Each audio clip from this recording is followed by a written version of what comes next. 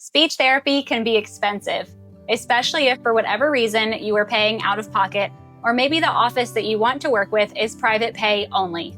I can certainly understand how this is a disappointing feeling, especially when you want to do everything you can for your child. But don't lose hope, because there are grants out there that you can apply for that could help you cover the cost of speech therapy. And I am bringing them to you today. Welcome to Gab and Grow. My name is Gabrielle, and as a pediatric speech-language pathologist, I want to help you help your child connect with you and the world around them to grow into the person they are truly meant to be by nurturing their speech, language, and learning. The best therapy begins with you, so I hope you learn something new and consider subscribing. I'm going to explain 4 different grants that can help cover the cost of children with speech-related needs. These grants are designed to help families with financial barriers to have access to speech therapy, especially when the cost is not covered or fully covered by insurance or by school programs. Now, of course, I did not create these grants, and I am not an expert in them, but as always, you should do your own research to look into the grants and the requirements and the application deadlines to make sure that it's something that you and your family may qualify for. So if you're interested in them, be sure to download the guide in the description below, which lists every single grant and a few pieces of information about each one. Also, just a disclaimer that this is the most accurate and up-to-date information that I could find at the timing of this video. But of course, be sure to do your own research once again and just make sure that everything is still accurate. The first one is the United Healthcare Children's Foundation grant. This one provides medical grants for children ages 16 and under with commercial health insurance covering speech therapy, but not fully covered by their plan. This grant can go up to $5,000 annually with a lifetime cap of $7,500 per child. Eligibility for this one is that the child must have a medical need, such as a speech disorder. Their insurance must not fully cover therapy, and the family must be able to demonstrate financial hardship. There is no requirement to be insured by United Healthcare. So even if you have a different type of insurance, you can still apply for this grant.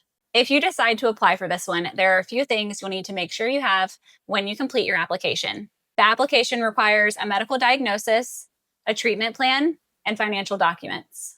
If you are fortunate enough to receive this grant, the funds will go directly to the speech therapist, or reimbursement can be made to the families for previous speech therapy sessions if you're able to provide a receipt. The second grant is called Small Steps in Speech. This one's a little different because this grant could cover a few different things. Small Steps in Speech awards grants for speech therapy, therapeutic summer camps, as well as assistive communication devices, which can be very expensive. Their grants are awarded to people ages 3 to 22 with communication disorders. Their grants are not solely based on financial need, but they do consider family income. According to the most recent information that I could find, the cap is for families whose household income does not exceed $125,000. To qualify, you must be a U.S. citizen living in the U.S. with a documented speech or language disorder. Therapy providers must be notified, and the therapy provider that you are using must be ASHA licensed. And ASHA is the American Speech-Language Hearing Association. Most speech-language pathologists are ASHA licensed, but you just want to make sure with your specific provider that they are. Their application is submitted by quarterly deadlines, so that's just something good for you to know. You don't have to wait for an annual deadline, but there are quarterly ones. So if this is something you're interested in, you might want to look out for the next deadline. The deadlines that I saw were February 1st, May 1st, August 1st, and November 1st. They do require insurance information and some supporting documents in their application.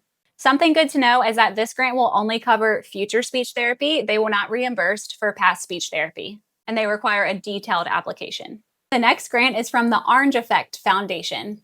They fund speech therapy and technology for children and young adults up to ages 21 with speech and language disorders. They do prioritize families with financial need. They state that as far as eligibility, it's open to any family with a child or young adult needing speech therapy or related technology. So I'm assuming something like assistive communication technology or something of that sort. And they also state that due to the high demand for grants, they will not consider anyone who has an annual household income exceeding $100,000, unless a strong financial need is documented. So it sounds like you could go ahead and fill out the application and try to provide some supporting documents expressing your need. You can apply through their website, and again, all of the links will be provided down in the description below. But make sure that when you go to the website, you check for information such as the application, requirements, and deadlines. The last grant is from the Oracle Health Foundation, and they provide grants for medical needs in general, including for speech therapy. And this is to support children with health-related needs in general. This one seems like it could be extremely valuable for families that maybe have a child with complex medical needs or more needs than just speech therapy, or maybe the specific type of speech therapy that you need is out of town, and so you're spending a lot of money on travel expenses.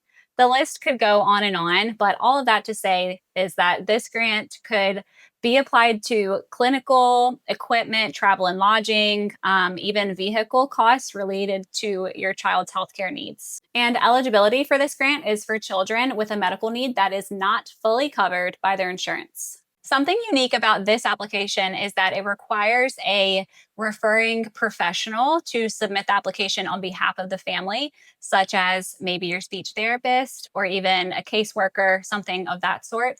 I would make sure with the foundation that the person who's submitting the application on your behalf is qualified and it will be accepted.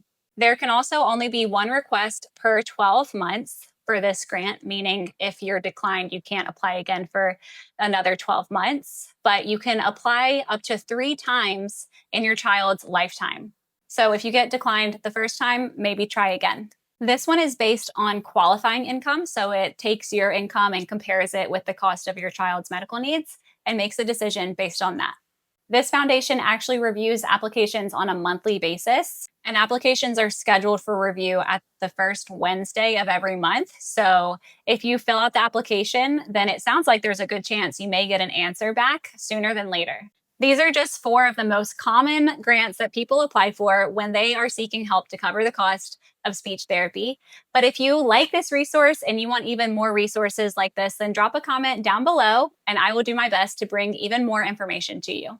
Don't forget to view the document in the description below that gives you all the links and information that you need in order to apply for these grants. Please hit the bell icon to subscribe so that you can help your child thrive. Let me know what you'd like to know more about so that I can make more resources just like this to help you and your family.